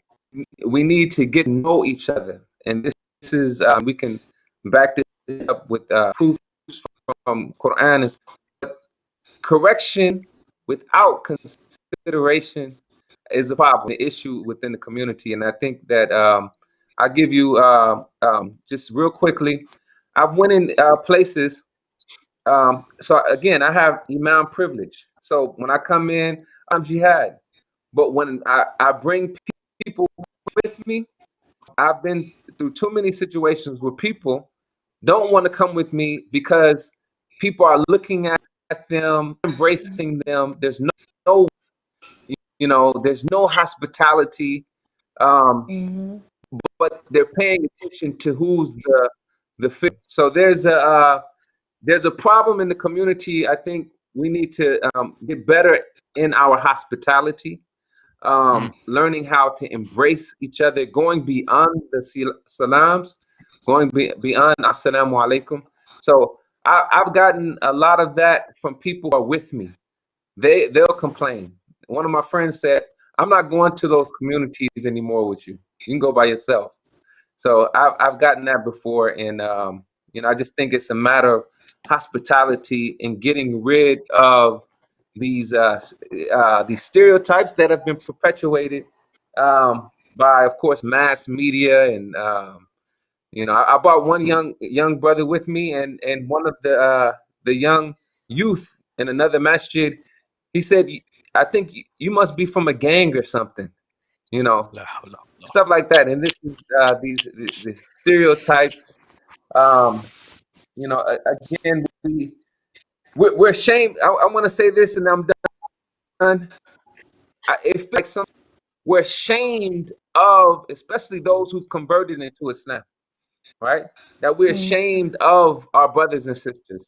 And that's the worst thing that we can be, is ashamed of our brother who he spent most of his life maybe living outside of Islam, not being Muslim, converts into Islam, and a person doesn't accept them for who they are, and they try to make them into a clone instead of accepting them. They would get rid of their tattoos. And so, no, when I see my brother with tattoos, I'm even more proud. Even more proud. This brother has left a life for Allah subhanahu wa ta'ala, and he's standing next to me, and I'm proud. When I see my brother and sister, and they may have some residue from living a certain lifestyle, but when you get to know their story, you're amazed. You're amazed, and this shows the transformative power of Islam. So, last point: no more trying to make clones of one another. My brother accepted Islam; he came as himself, and I need to appreciate who he is, and not try to make him into a little me, because I got issues. So. Wow. Jazakallah khair. Thank you. Very, very powerful. May Allah bless you. I think we have a question for Brother Akili that's going to be popped up on the screen. Okay. Imam, by the way, I really want you to share with me your analogy about the drunkardness of enslavement and how that I like that line. Share that with me. I'll attribute. I'll tell you where I got it from, but I really want to use it. That was a good point. Okay. Yeah. No, that's yours. It's yours. Alhamdulillah. So I think this question popped up, and Brother Akili, if you can take this, Baba Akili, this question. Yes. First of all, defunding the police, because one, they have used their powers basically from enslavement to now, as slave catchers to now. And so in every city across the country, police get enormous amounts of public funds to keep people safe. But in our community, in the Black community, they do not keep us safe. If anything, they cause us more harm. And that there are taught two things. One, to control and suppress. Control the situation and suppress the threat. But we're always seen as a threat. That's why George Floyd died, because he was seen as a threat, and that officer was unwilling to accept his humanity. So if we begin to roll back those funds and invest them, so divest them from the police and invest them into social needs and universal needs, then we don't need as many police. The other thing is And the reason you know that you don't need as many police, because in the wealthy communities where you would think that's where most of the police would be, because you want to make sure that they're safe, they don't need police because their quality of life is such that how they live is they're not in fear of the police. We are in fear of the police. The other thing is we've allowed our police, which is a paramilitary organization, to be completely militarized. And this comes under the guise of terrorism, and now almost, you can say we're fighting terrorism and you can get however much money you want. And so what we started doing, and President Obama tried to stop it, but he never finished it, is we have been getting surplus and secondary weaponry from the armies, from the military. And that has then militarized our police, which are a paramilitary organization already, if you look at how they're structured. And so now they're structured like a paramilitary, and now they got the equipment of a military. And they can't wait to roll that stuff out. And you can, they got these tanks, they got all this equipment, and you can see how they roll that out on our streets. Well, if we start defunding the police, and if we change the narrative around public safety, and de-emphasize gangs, then we can start looking at how we can invest. So we divest, invest. And part of that investment has got to be in the people in the communities. And we have tradition, we have ways, we have processes, but we can take care of each other. We've already done that as a society. So let us do that again. Let us learn. Let us make mistakes. Let us learn. And many of us are saying we don't do this. Many of us in Black Lives Matter are abolitionists. And so we're not there yet, but certainly we can start with divest, invest. Divest the funding and reinvest that funding in people. Thank you. I think one of you have your microphone on, so if you can mute, that will be fantastic. There's an echo. But Baba Akili, you are absolutely right.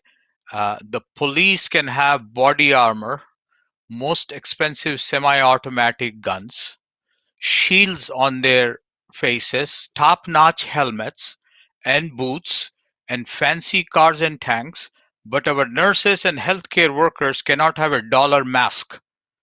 So we got to get our priorities right, and those of us who are watching begin to be critical in thinking of how public safety is defined, as Baba Akili had reminded us to. Public safety is not just with those who are guns and in blue uniforms killing people as enemies. That's the militarized police. But rather provide funding and resources to those who are about saving lives in hospitals today. And I don't want to go there also, so much to talk about. Sister Lamia, you're back.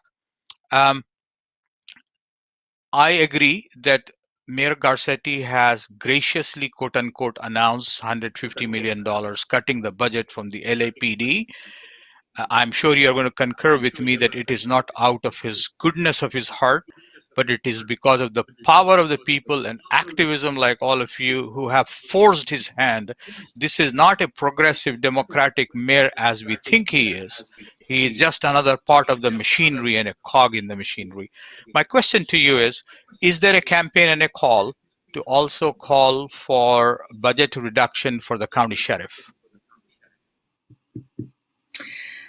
Yes. So the sheriff budget is an ongoing issue of ours, and it's almost like a tuck and pull situation.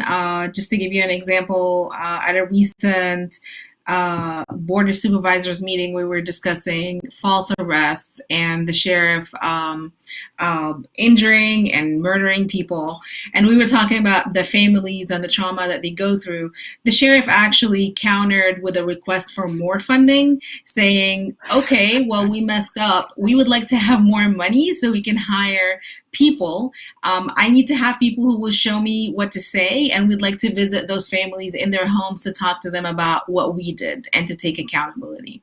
So as the campaign is ongoing from our end, rest assured that the sheriff is always finding ways, and oftentimes would, have no problem using our own argument to ask for more money. But it's definitely on our agenda, and we're campaigning for that. Thank you so very much. Appreciate that. I think, Lamia, it's your laptop that's giving me a feedback. If you can mute yourself for a quick second, it's all right. Sister Kenyatta, many masajid now have awakened, and there is an awakening, which is a good sign, albeit belated, but nevertheless it is here. And what types of curriculums that Muslim ARC is offering to the communities for education and awareness, and what kind of curriculum would you recommend, and how much time is typically required? I know there are some courses which require 6 weeks and 8 weeks and 10 weeks and so on. What's an ideal one for a masjid who is completely oblivious to the implicit biases that they inherently practice on a daily basis without knowing they are doing so? So I'm glad that you lifted that up. So I would say it's our tier 1, which really goes into racism 101, and just getting people to understand kind of what we talked about on this phone. And I'm sorry if you're hearing fireworks in the background. It's that time of year. So racism 101, breaking it down, and then it also goes into microaggressions, talking about oppression, and then ultimately how we can live together in this kind of like intercultural kind of space. And for the sake of time, I'm kind of going through it a little quickly. Sure. But what I will do is I will send you a link, and you can send it to your audience.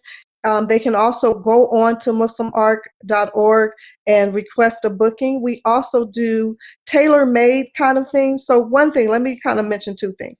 We have a membership of $15 a month, 15, which kind of gives you just like an overview of what we did tonight in a webinar kind of thing of situation, maybe with some PowerPoint. And then we typically have, I'm a board member as well as a senior trainer, just became a board member. We typically have a couple of board members on the call as well. We have board members from all different backgrounds, socioeconomic, racial backgrounds, as well as career-based. And we did that strategically so that we know that this is an organization that is built on people. And so last night I was on a call with a group of folks that call themselves unmasked folks. And they were really wanting to, they're out of Palos Verdes, and they were really wanting me to have just a general conversation with them about, anti-bias. So some of those same things came up about, I'm not a racist, why do you call yourself Black? So, we had to kind of delve in. So we give them a little bit, and then we say, come on, you need to get a little bit more. Let's do a webinar. We can go more detailed. We have 6 sessions, which don't have to be over a 6-week period. Sometimes our sessions can be within a few days, depending on what the level of the attendees will be. And in that, we're not talking to you the whole time. This is hands-on, and I'm a college professor as well, so it's hands-on, very interactive. You take a pre-test of, talking about anti-bias, anti-racism, and then afterwards you take a post-test after you've had this session to kind of see where you are and, where do you need to, correct yourself and kind of, look within and into your implicit bias. So I'm sorry I kind of ran through that, I know for the sake of time, but I will give you the link as well. Fantastic. Yes and no question to Lamia. The Civilian Oversight Commission that you referred to of the Sheriff Department primarily overloaded with the ex-police men and women rather than the civilian folks from the community. What exactly can they actually do or not do under the current setup of the Oversight Commission, and how can we change that? That's a yes or no? if The possible. they could not do a lot up until March when they got subpoena power. So now they are actually empowered to subpoena the sheriff and subpoena documents. So they're just literally finding their power. And the last meeting we had 400 people from our community join the call, and almost everyone signed up for public comment. And those are the comments that let the commissioners know you need to go forward with this. We have your back. I'm from your district. I support this. You need to do that. So it's really promising. Fantastic. So would you recommend the viewers and the community members to call the Board of Supervisors and encourage them to further strengthen the Oversight Commission? Yes, I honestly think this is it's going to serve more than one purpose. It would educate a lot of people about what's happening. You literally find out so much about what the sheriff department is doing from families and from people themselves, and you get to see the sheriff departments often very crude, non-answer, nonchalant responses, but we can also set you up with talking points. So definitely sign up for it. And if people need help with that, I can help. Thank you. Thank you very much. So I'll ask the last question to Baba Akili. It's a two-part question, but before I ask you that question, there are a couple of questions here, perhaps in response to my comments, which is essentially reminding me or challenging me to say, why am I picking only South Asians who are potentially racist? So I can give you a very long answer, but a short answer and a good answer would be, I would like you all to read this book. For my immigrant brothers, whether you are from South Asia or Middle East or Europe or elsewhere, How to Be an Anti-Racist by Dr. Ibram Kendi. And if you want to dig a little bit deeper, I would also like you to read this book called The New Jim Crow, by a seminal work by Michelle Alexander. And when you are done with these two books, you know where to find me. We will sit together and have a conversation on a cup of coffee. With that, I would like to go to Baba Akili with two questions, two-part questions. Question number one. You have been around for a while and have seen both oppression and resistance both.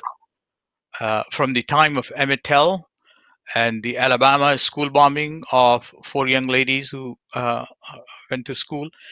And the question is it different this time? And if yes, how so? That's question number one. And question number two would be, certainly this tragic, but nevertheless also a very beautiful expression of true democracy of people power. How can we sustain this? What are the critical components that we need to remember and keep in mind to sustain such energy and such momentum to move forward? Well, for the past almost 49 years, I've asked myself that question many times because there are these peaks and valleys and highs and lows. And I started out by saying, in my lifetime, I remember being 7 years old and my family talking about Emmett Till. And I had to talk to my sons about Trayvon Martin.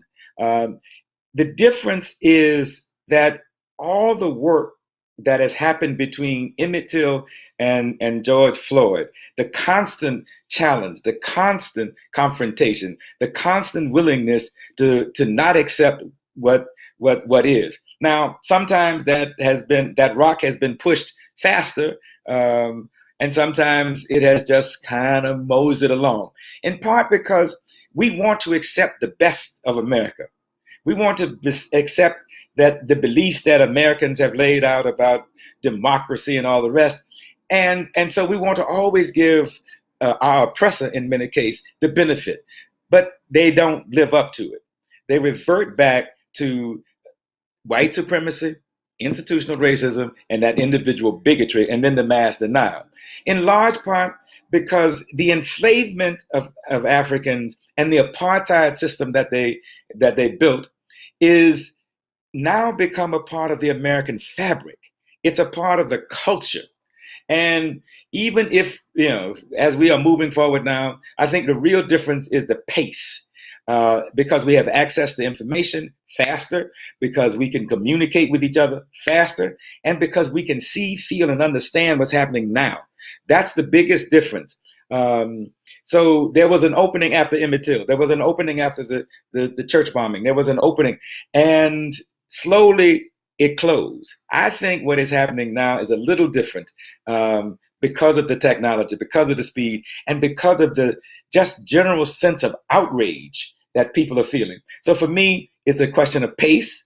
It's a question of impact because of the pace, because it's moving faster. And finally, it's a question of willingness to really make some substantive, transformative changes, which are hard. And I think for people like me and Kenyatta and others who are in this movement, we are going to have to push hard and fast to get to take advantage of these openings. That's why the people's budget is important. That's why we are going to have to hold police accountable. And if we can start doing that before the backlash sets in, and we know it's coming, then we will have made advancements. And it will be advancement that we will have to protect. And it will be advancement that we will have to look at how do we continue. And so the pace, level of information, level of engagement. Thank you so very much. Indeed, these are such important points. As we come to the close, I would offer a few action items to ourselves. Congresswoman Ilhan Omar has, in partnership with Congresswoman Ayanna Presley, has sponsored a resolution against the police brutality, which is co-sponsored by Congresswoman Karen Bass and Barbara Lee. I would urge all of us to call our respective congressional representative and ask them if they have co-sponsored that. If they have not, then we must.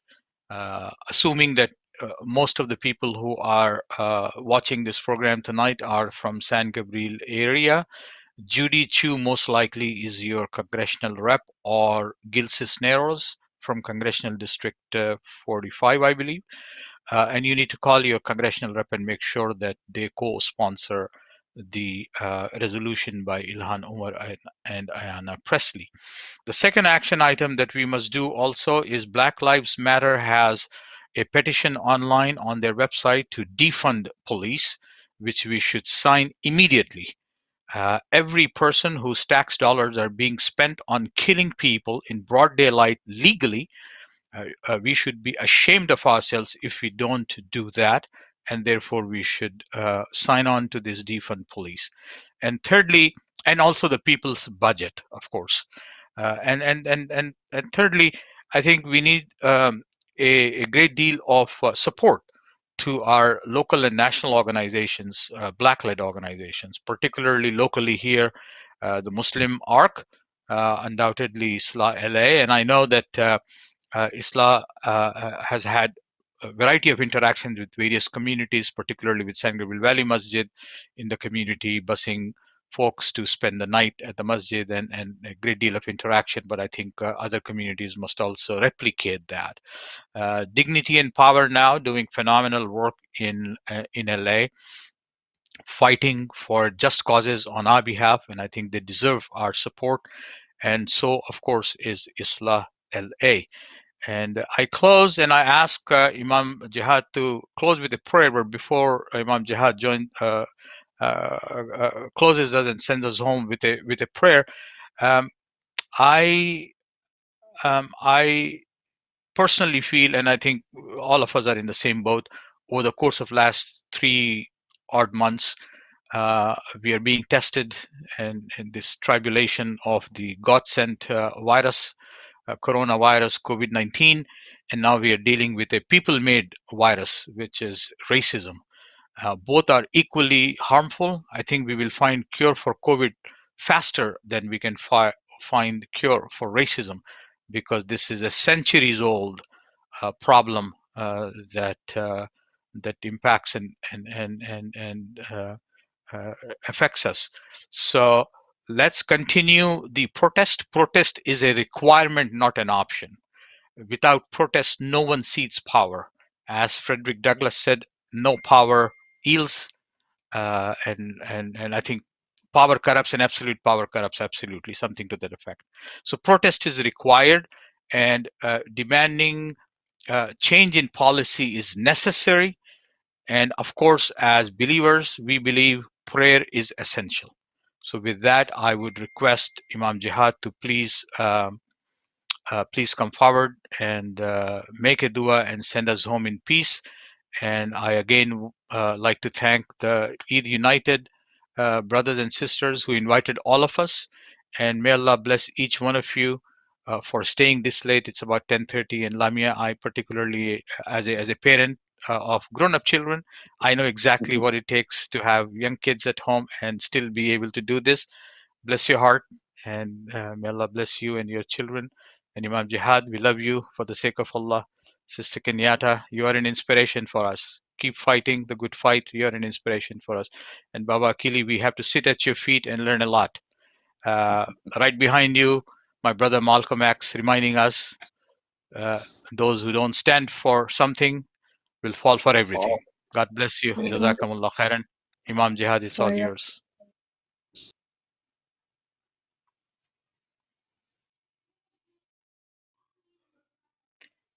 Imam Jihad, you have to unmute yourself. Unmute yourself. It's okay. It's too late. Right. It's late. I'm going straight to sleep after this. Thank you, Brother Shaquille. Alhamdulillah. Brother Shaquille, you need your own show. You got to get your own show. You better than all of the Oprah and all those people. So the check is in the mail, my brother. Your father trained me. That's why. Alhamdulillah. وربنا آتنا في الدنيا حسنة وفي الآخرة حسنة وقنا عذاب النار. Our Lord, give us good in this life and good in hereafter, and protect us from the torment of the fire. We ask you, Ya Rab, our Lord, our Creator, Creator of everything in existence, Creator of the sun, moon, and the stars. Ya Rab, Ya Rabbul Alameen. We ask you to purify our hearts. Purify our hearts. Replace, if we have arrogance in our hearts, place humility in our hearts. We ask you to place compassion, increase the compassion in our towards one another, increase the love in our heart towards one another, rid our hearts of the disease of racism, allow us to see each other as your creation, as brothers, as sisters, as family, as one another. We ask you, Ya Rab, to allow us not to fall to injustices. We ask you not to allow our words to be oppressive. We ask you not to allow our actions to be oppressive. We ask you, Ya Rab, to make us of those assist those who are being oppressed. We, Ya Rab, to continue to strengthen those who are on the fronts, who are fighting oppression. Give strength during this moment. Give them the stamina and the energy that they need during this moment, Ya Rab. And we ask you, Ya Rab, to allow us, to give us the strength to also fight the racism within our ranks. We ask you, Ya Rab, to allow us not to be of those who are conquered by Shaitan, who loves to divide relationships between the people. We ask you, Ya Rab, to show us each other with love, each other with humility and compassion. Bismillah ar-Rahman ar-Rahim. Wal asr inna al-insana fi khusr illa alladhina amanu wa amilu salihati wa tawasaw bil haqqi wa tawasaw bis sabr. Jazakallah khair. Before we sign off, I would like to ask Sister Samia Hamid to please, on behalf of the Eid United, she's a board member, she just wanted to thank all of us. أعوذ بالله من الشيطان الرجيم بسم الله الرحمن الرحيم Assalamu alaikum wa rahmatullahi wa barakatuh. On behalf of Eid United, I would like to thank all of our esteemed speakers for joining us this evening at this critical moment in history. Jazakallahu khairan, Imam Jihad Safir, for educating us about the 400 years of systemic racism and oppression of Black people in this country. This is the challenge that we face.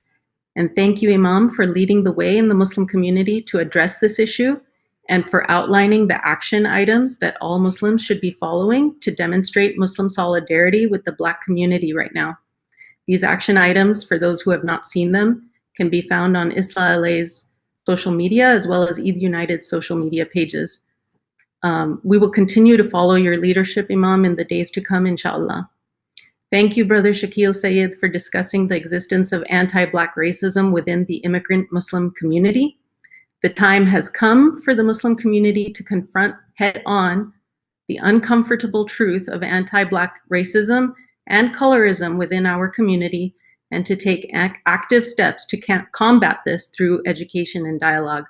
We have to challenge our own biases, and we at Eid United are committed to doing this. We must also acknowledge that immigrant Muslim Americans are the direct beneficiaries of the civil rights. We would not be here without the blood, sweat, and tears of the civil rights protesters who paved the way for us to be here and to have the rights and freedoms that we enjoy today. Let us not forget that Black Muslims were on the front lines of the civil rights struggle. We owe a debt of gratitude to them for their struggles and sacrifices, and it is long overdue that we show our solidarity and give our support to the African American community in their struggle for equality in this country. Their struggle is our struggle. Thank you, Dr. Lamia, for discussing the problem of police brutality, especially within the LAPD, and your organization's efforts to create police accountability. Thank you, Brother Akili, for your lifelong activism and service to the community, and for explaining Black Lives Matters Los Angeles, their overall goal, and their current campaigns and projects, including Jackie Lacey Must Go and defunding the police. These are campaigns that we absolutely should support. Brother Akili's statement that it takes the death of Black people to make progress in this country is profound and really sad. We should not wait for another death to make progress. We should do the work now. Thank you, Sister Kenyatta, for discussing how the Muslim community can and should connect with the Black Lives Matters movement and Muslim Anti-Racism Collaborative, Muslim ARC. We should work with these groups as allies to challenge racism and amplify Black voices within our community. Now is the time for us to take action. We cannot stand on the sidelines as our Black brothers and sisters are unjustly oppressed, incarcerated, and killed, because silence equals complicity with the oppressor. As we all know, Allah subhanahu wa ta'ala has commanded all of us as Muslims to stand firmly for justice. This is our God-given obligation. I want to take this opportunity to reaffirm Eid United's commitment to our Black brothers and sisters now and going forward. We stand united with the Black community across this country who demand accountability for the killing of George Floyd, Breonna Taylor, who would have turned 27 years old today, Ahmaud Arbery, and countless other victims of police brutality and race-based violence.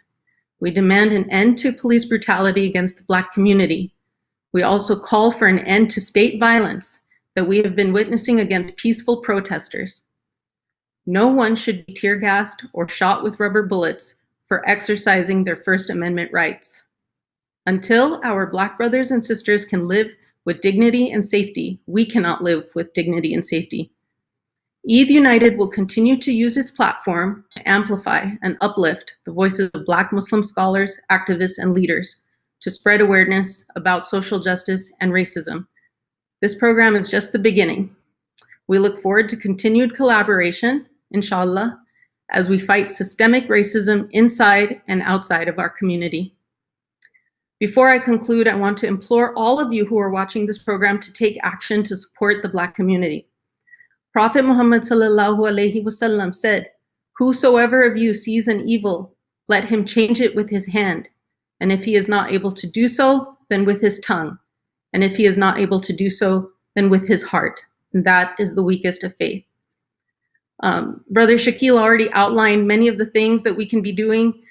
First and foremost, we should be educating ourselves. It's our responsibility to do that. There are so many books, including the ones that Brother Shakil mentioned, movies, documentaries, resources, and Eid United will share some of these resources on its platform. We must seek out these resources and educate ourselves. Second, if you have the means, please donate to social justice organizations and Black Muslim organizations in particular that are on the front lines of this fight. These organizations include ISLA LA, Black Lives Matters Los Angeles, Muslim ARC, and Dignity and Power Now. Third, encourage your elected officials to pass the laws that address police accountability, including ending qualified immunity for police and adopting, independent review commissions for law enforcement. On the local level, we should be actively pushing for defunding the police and reallocating those monies to invest directly in communities of color. Fourth, you should vote. Vote for elected officials who will hold the police accountable. LA County District Attorney Jackie Lacey is up for re-election on November 3rd. In her time as DA, she has not prosecuted a single case against a police officer for killing someone. If we want to hold police accountable, we must elect officials who will do that. These are just a few of the actions that we as Muslims should be taking to support the Black community. We all have a role to play. We all can make a difference. I would like to conclude again by thanking our speakers for sharing their wisdom with us. May Allah subhanahu wa ta'ala reward you for your efforts. May Allah subhanahu wa ta'ala bring justice to the families of George Floyd, Breonna Taylor, and Ahmaud Arbery. May Allah subhanahu wa ta'ala protect the peaceful protesters who are demanding justice and the right to live in dignity without the boot of oppression on their necks. May Allah subhanahu wa ta'ala give each of us the courage of our convictions to stand firmly for justice and to seek an end to systemic racism in this country. Ameen. Jazakumullahu khairan. Assalamu alaikum.